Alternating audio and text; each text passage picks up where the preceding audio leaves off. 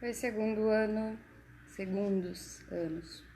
Nós vamos estudar esse trimestre, nós vamos iniciar o trimestre com o que nós chamamos na filosofia de teorias contratualistas. As teorias dos contratos sociais. E os pensadores, então, contratualistas. Mas para a gente entender isso, a gente tem que entender o contexto histórico onde essas teorias, esses pensamentos se iniciaram, tá? Então eu vou tentar, de uma forma bem devagar, bem leve, explicar para vocês, tá? Eu estou com um livro de história e o que eu quero mostrar para vocês é um mundo feudal. Que era o mundo feudal que você estudou lá em história no 7º, 8º ano? Era um castelo, em volta tinha geralmente uma separação, um rio, né?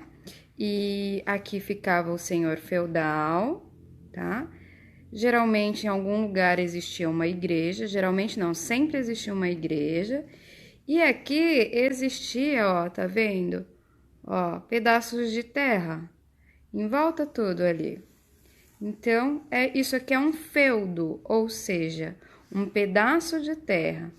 Lá dentro do castelo, o dono do feudo, o senhor feudal. Passar a página.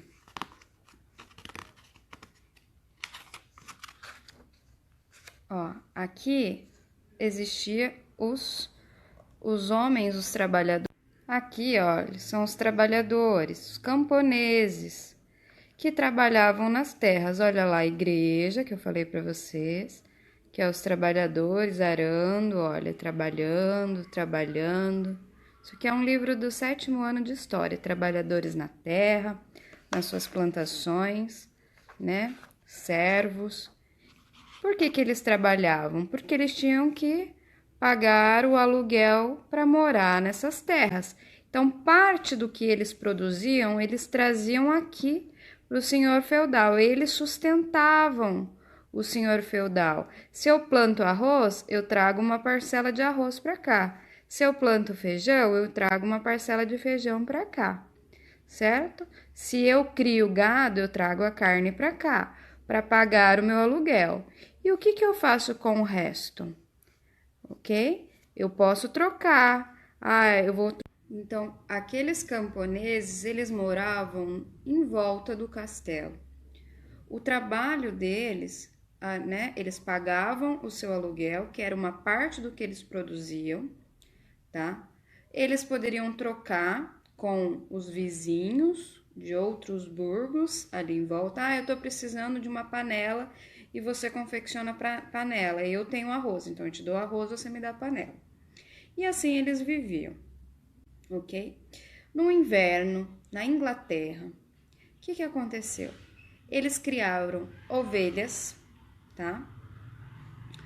Fizeram cobertores, pagaram o seu aluguel, né? Levaram lá cobertores para o rei ou o senhor feudal, mesma coisa, tá? E eles perceberam que sobraram muitas cobertas, né? E que eles poderiam pegar aquelas sobras e vender, ok? Então, aquele camponês, ele vai pegar a sua coberta que ele produziu. Inglaterra, muito frio, ele vai lá no meio da avenida, ele sai do seu feudo, vai lá no meio da avenida e vende aquele cobertor. Tá muito frio, ele consegue vender. No outro dia, mesma coisa. E ele vai fazer o que com aquele dinheiro? Ele vai guardar.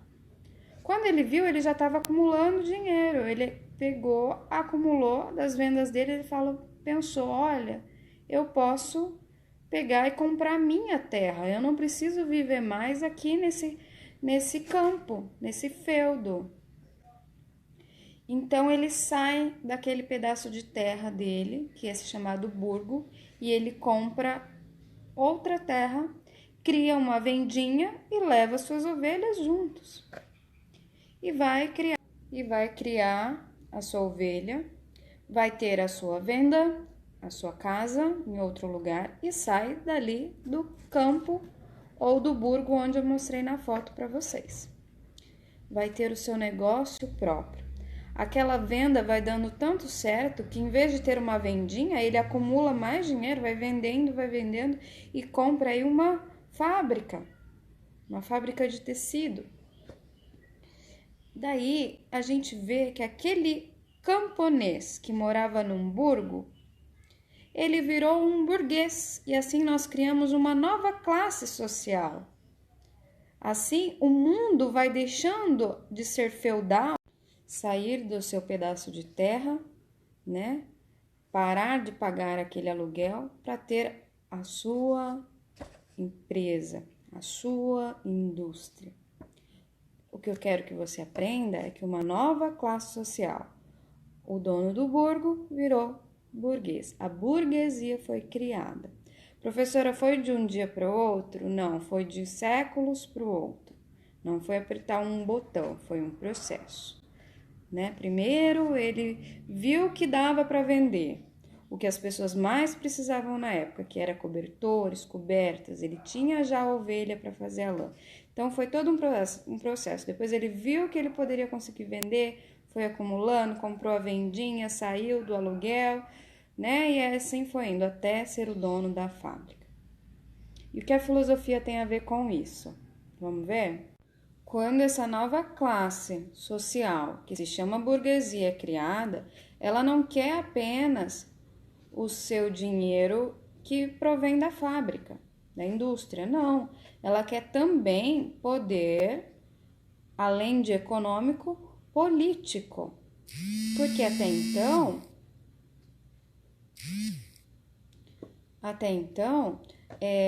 o rei que ficava lá, o senhor feudal que ficava no seu castelo, tinha poder de criar as leis, poder de mandar prender, poder de coerção, porque estava aliado ao exército. O que é poder de coerção?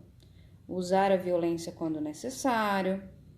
Então ele tinha todos esses poderes, porque de acordo com a igreja, que era coleguinha do rei, o rei era rei porque Deus quis. É o justnaturalismo ou direito natural. Então a burguesia questiona, né? E vai lutar por esse poder, né? E vai questionar também. A igreja vai ficar do lado de quem? Do lado dos monarcas, que são os reis, que são os donos de terra, ou do nosso lado? Então, nesse contexto, alguns pensadores, algumas pessoas que pensam nessa sociedade que está acontecendo ali a passagem da Idade Média para a industrialização, que é a Idade Moderna, nesse período, alguns pensadores vão pensar e vão escrever livros e vão criar uma teoria que se chama teoria contratualista, para falar, para pensar e para descrever quem eles achavam que deveria deter o poder econômico e político. Então se destacam Thomas Hobbes, Rousseau, Maquiavel, John Locke e outros, que a gente vai ver um por um, mas não hoje. O que você precisa entender hoje é o poder tem que ser da burguesia por causa disso, daquilo.